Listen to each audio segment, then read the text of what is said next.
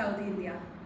Really, I surprised to see the caliber of these teachers, and we discussed, as Malini ma'am said, we had lots of apprehensions after the first day's workshop. How can we do it? Is it necessary?